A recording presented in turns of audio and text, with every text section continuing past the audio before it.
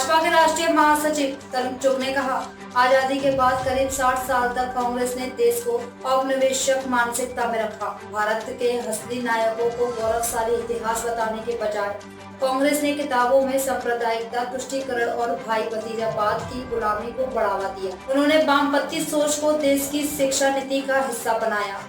देश के लिए लड़ने वालों की अनदेखी की गई और उनका अपमान किया गया। लोगों में तिरस्कार की भावना पैदा की गई। गुलामी के भाई भतीजावाद की सोच को किताबों में पढ़ा है, वामपंथी सोच को देश की शिक्षा नीति का हिस्सा बनाया।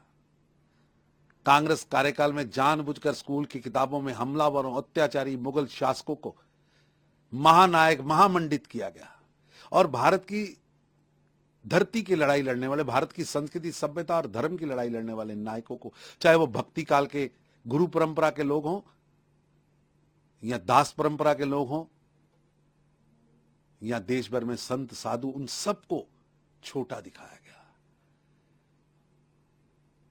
देश के लिए लड़ने वाले दशम गुरु गुरु गोविंद सिंह हो या छत्रपति शिवाजी महाराज, महाराणा सांगा हो या छत्रपति संभाजी महाराज या महाराणा प्रताप हो या भारत के अन्य वीर, उनको नजरअंदाज भी किया गया और अपमानित भी किया गया।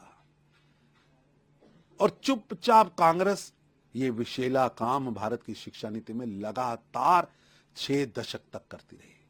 कांग्रेस की धार्मिक तुष्टीकरण की नीति के कारण, जिससे राष्ट्रीय त्योहार, भारत की हिंदू संस्कृति, राष्ट्रीय संस्कृति और राष्ट्रीय परंपराओं को अपमानित किया गया, कम महत्व दिया गया।